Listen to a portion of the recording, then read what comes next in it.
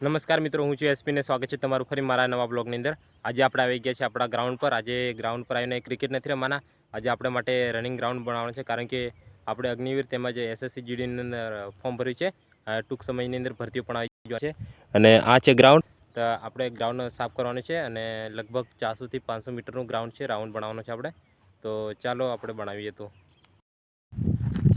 તો મિત્રો આપણે એકલા જ આવી ગયેલા છે ગ્રાઉન્ડ બનાવવા માટે અને આપણે હવે ગ્રાઉન્ડ માપશું કેટલા મીટરનું છે। સ્ટ્રાવા એપની મદદથી હું તમને આગળ સ્ક્રીનમાં દેખાડી દઈશ કે કેવી રીતના મેં માપેલું છે।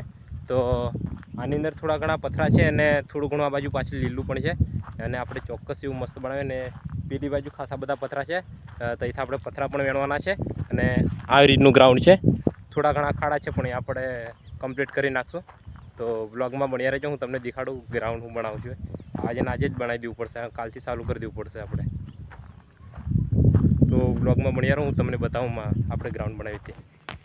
તો મિત્રો આપણે અહીંયાથી ચાલતું જવાનું છે, આખો ગ્રાઉન્ડ માપવાનો છે વોક કરીને, ચાલતા છેક ત્યાં લગી મારા અંદાજથી લગભગ 500-550 મીટરનું થઈ જશે। તો આપણે સ્ટ્રાવા એપની મદદથી માપી લઈએ કેટલું થાય છે અને જોઈ શકો છો તમે આ પ્રકારનું મેદાન છે આપણું અને મસ્ત ગ્રાઉન્ડ બનાવશું। બ્લોગમાં બન્યા રહો। તો મિત્રો આપણે ચાલવાનું ચાલુ કરી દીધેલું છે અને આ થોડા ઘણા પથરા છે, તો આપણે ક્રિકેટની બાઉન્ડ્રી છે એટલે એનો વાંધો નહીં, આપણે એની ફૂલ બહાર છીએ। હા, આગળ જરીક પથરા દેખાય છે એ સાફ કરવું પડશે, પણ આપણે પહેલાં આપણે મેદાન માપી લઈએ કે કેટલું બને છે। આ બાજુ જરીક ખાડા નહીં છે પણ ઉપરની સાઈડ સારું છે એટલે બની રહેશે।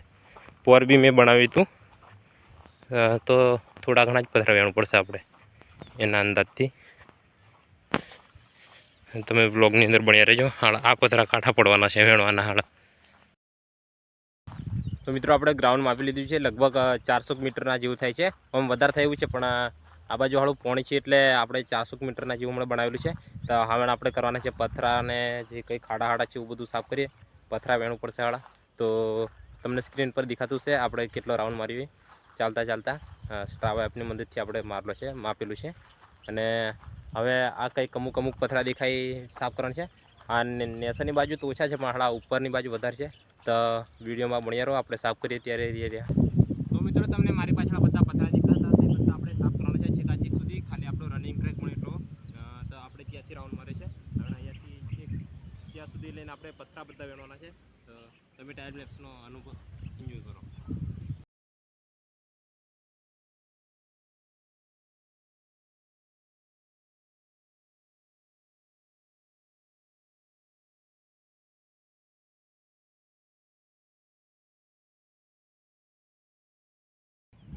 તો મિત્રો આપણે આ બાજુથી પથરા વેણી કાઢ્યા છે, આટલા બધા ખાલી રનિંગ ટ્રેક મળે એટલા આપણે સાફ કરીએ છીએ।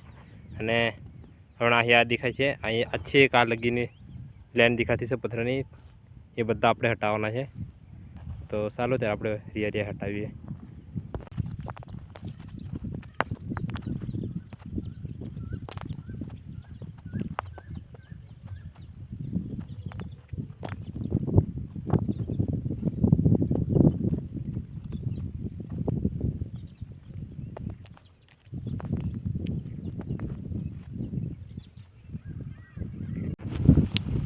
તો મિત્રો એક અહીંયા મોટી મુસીબત આવી ગયેલી છે, અહીંયા બહુ બધા બાવળના કાંટા છે।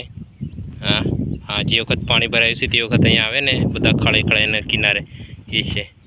હા, કોટા વેણવાનું ભાડો બહુ મુશ્કેલ પડવાનું છે, કંઈ નહીં પણ આપણે વેણી કાઢશું। તમે ખાલી બ્લોગમાં બન્યા રહો।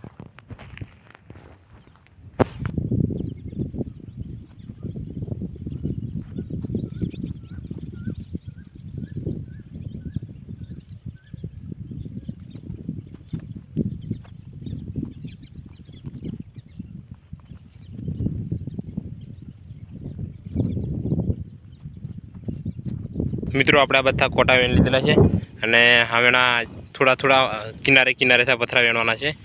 આ જે દેખાઈ રહ્યા એ છેક અહીંયાથી બધા વેણવાના છે, આ બીજા ચાલશે। તો આપણે રિયા વેણીએ તો આ બી થોડા ઘણા કોટા છે પણ એ પણ વેણી લેશું આપણે।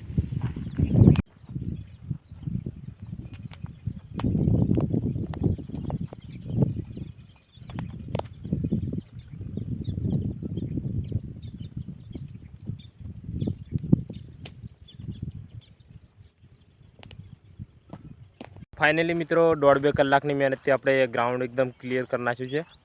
છેક આપણો રનિંગ ટ્રેક કમ્પ્લીટ કરી નાખ્યો છે. અંદર કાંટા પતરા બધું સાફ કરી નાખેલું છે અને જોઈ શકો છો એકદમ મસ્ત છે. આવું ગ્રાઉન્ડમાં દોડવાની હવે મજા આવશે. ભૂકા કાઢશો અણાળાને દોડવાના. તો મિત્રો આ છે આપણું ગ્રાઉન્ડ. આગળ cricket ground plus running ground પણ બની ગયેલું છે આપણા માટે અને સારું એવું ગ્રાઉન્ડ છે.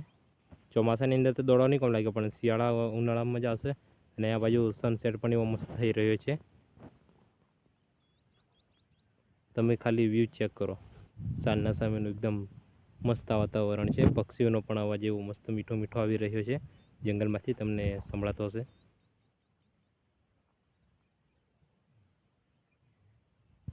તો મિત્રો આશા કરીશ કે તમને આજનો મારો નોનચોક વ્લોગ પસંદ આવ્યો હશે. તો પસંદ આવ્યો હોય તો લાઇક શેર અને સબસ્ક્રાઈબ કરતા જજો અને તમારા મિત્રોને પણ શેર કરી દેજો, કારણ કે હવે આપણા ડેલી વ્લોગ આવતા રહેશે. અને ફરી મળશું નવા વ્લોગની અંદર. અત્યાર સુધી બધાને જય હિન્દ જય ભારત.